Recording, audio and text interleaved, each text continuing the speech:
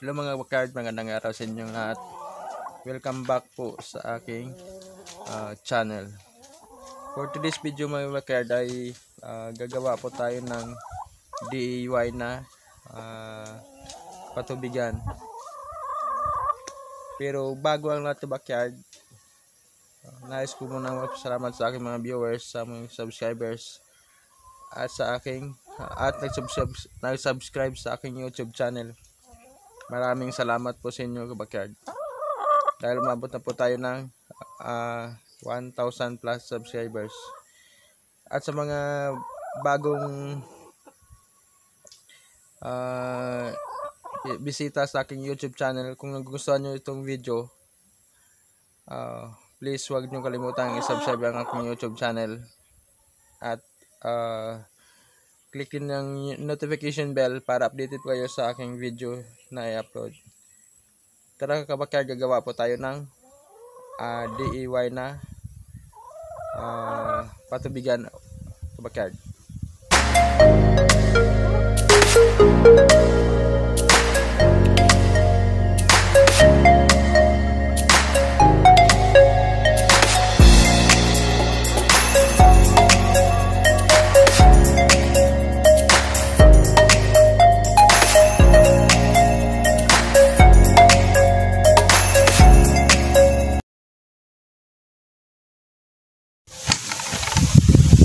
Dito kabakyard, gagamitin natin ng itong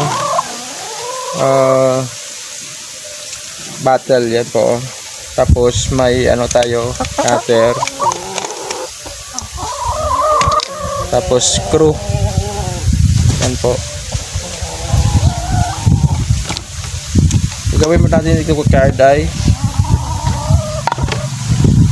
puputulin na po natin itong puwet ng isang plastic bottle kabakyard. Itong magsisilbing painuman ng ating alagang mga manok. Kasi dito kabakyard sa backyard ko, sa aking area ay siguro abot na ng 2 buwan na walang ulan, kaya yung mga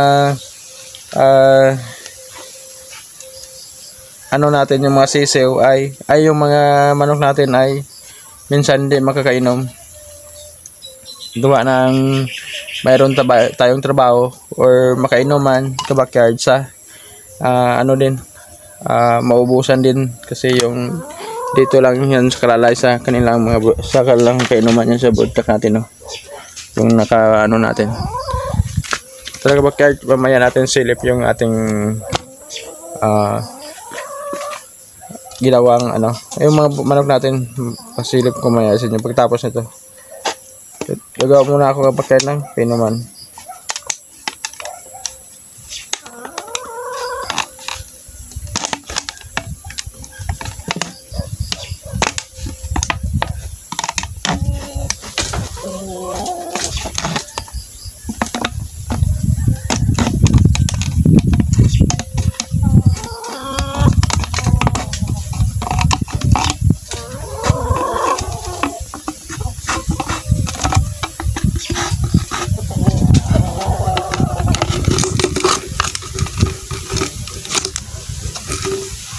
Dito kabakyard, nakaputol na tayo ng puwet ng ating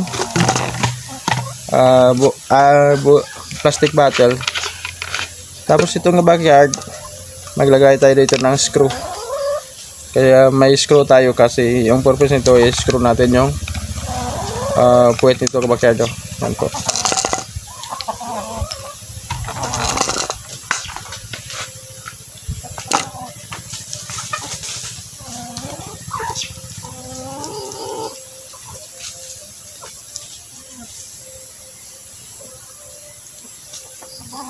Yan. Napasok natin yung screw yung yung puwet ng takip ng ating. Tapos screw natin ito kabakyard dito sa puwet ng ating pinutol na plastic bottle. Yan po. Screw lang natin.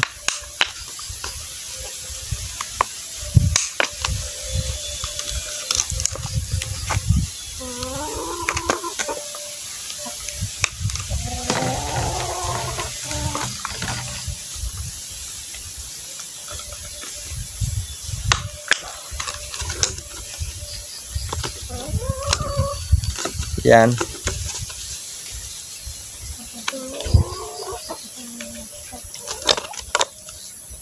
Ganito lang po kasimple yung paggawa ng unlimited na patubig sa backyard. Yan, so ito na po.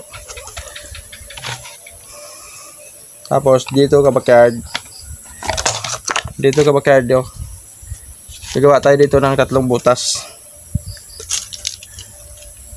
Yan. Pwede yung cutter natin or pwede din painitin natin yung screw, tapos medyo matigas ito kabakyan, kaya gagamit tayo ng screw para painitin natin itong screw, tapos ipapasok natin dito sa kilid. Gagawa tayo ng 3 butas sa backyard. Dito kabakyan, nagbutas na po tayo ng 4 na yan. Ininit na lang po, ininit po natin yung dulo ng screwdriver at tinusok dito sa para madali tayo makabutas, makaproduce tayo ng butas. 4 po ito, yan. Tapos yung ito na yung maging sistema kapag yan. Yan. Yan po siya.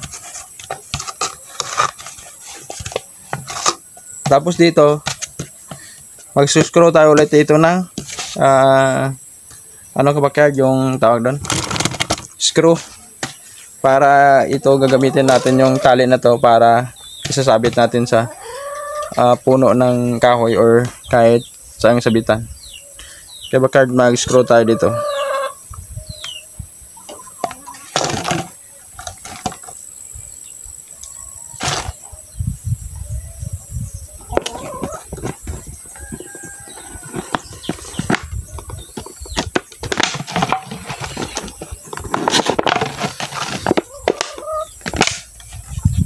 Medyo matigas lang yung puwet ng kabakard, yung medyo matigas siya.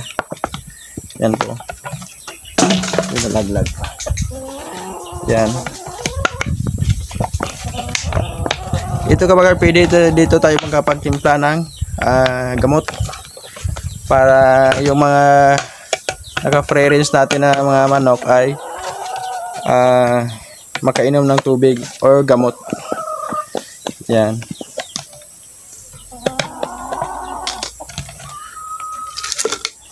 At saka itatali natin ito kabakard yung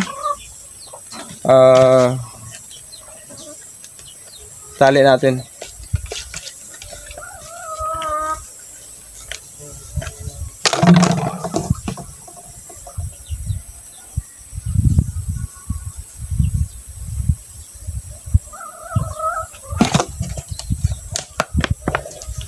Ganito kabakard, ito lang kadali yung paggawa ng unlimited na painuman. Yan po siya. Sa kabakard, lalagyan natin ng tubig. Saka ibibigay natin dito sa ating alagang manok kabakard. Kuha mo ng kabakard doon sa drum na yon. Yan. Yan siya. Dito kabakard. Dito magsiset up tayo ng camera dito. Yan lang kabakard.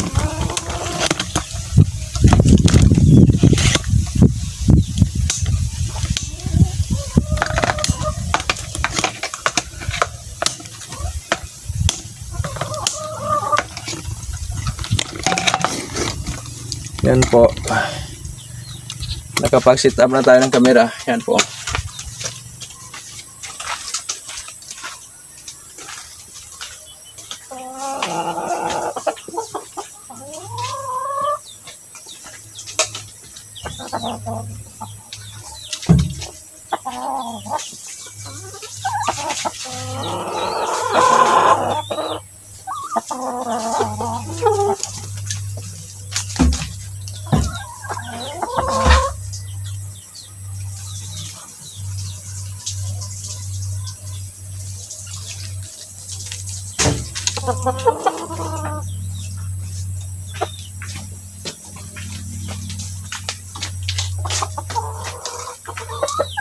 Ito na po yung kabakard.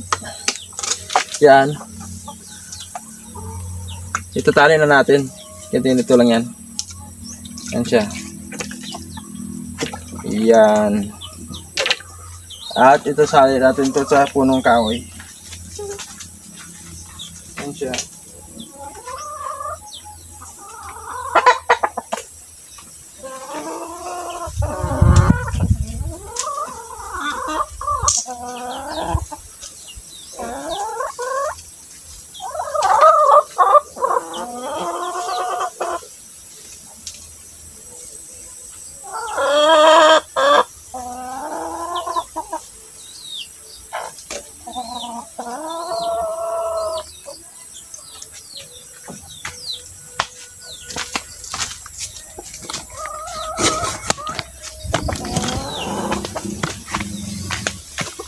Yun ang kabagad yung finish natin na isa lang kasi isa lang yung ano natin dito, may mineral. Gagawa ba tayo ng 3 para maglagay tayo sa bawat gusto natin na area na may malimlim.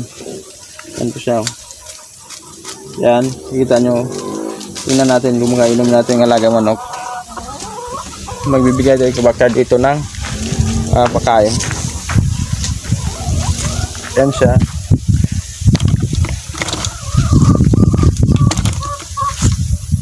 Yan po. Mamaya lang kapag kasi kurut. Yan. Yan yung ating mga manok yan. Asel natin yun. Stag natin na isa kapag malaki na oh. Yung broodcock natin na kelso. Yan po. Yan siya oh. Yan siya kapag doon. Ito ang pula yung muka. Naghihintay sila ng pagkain. Yan, mayroon pa yan dito na. Ito yung pinaparapol natin kapag yan. Ano? Yan. Sa mga gusto sumali po, simple lang po yung mechanics. Mag-subscribe lang po sa aking YouTube channel at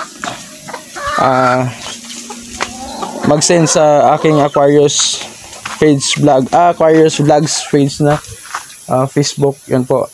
At ililista ko po kayo para makasali po kayo sa free raffle.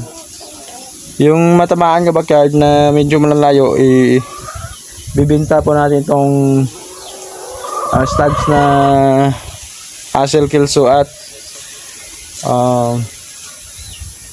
yung bayad po nito isi-send po natin via GCash or depende po sa gusto nyo. Pwede rin po sa Palawan or sa Winnie Money Remittance Center sa Backyard.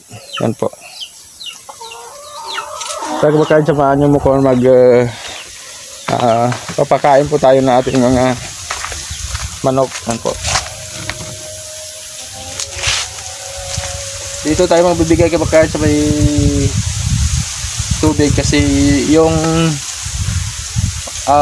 mga manok natin ay po sila kapag kaya siguro hindi pa nila nakita kaya hindi sila nakainom niya. Kuha lang kapag ng pakain.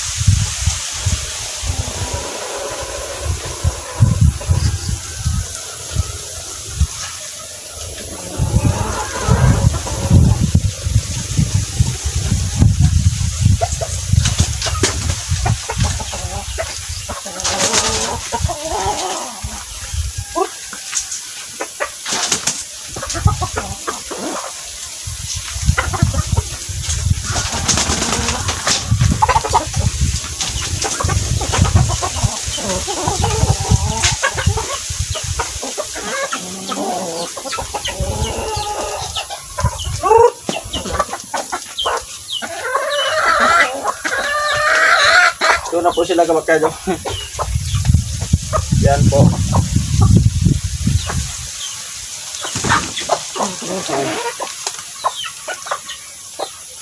Medyo mailap kapag card pero malapit din kapag binibigyan ng pagkain. Yan yung ating kainuman. Makakainom natin kapag card yung ating mga manok dyan, yung naka-free-range. Kasi may tubig na po silang makikita. Hanggang dito na lang kabakyard yung aking video. Salamat po sa inyong suporta at panonood. God bless po sa lahat.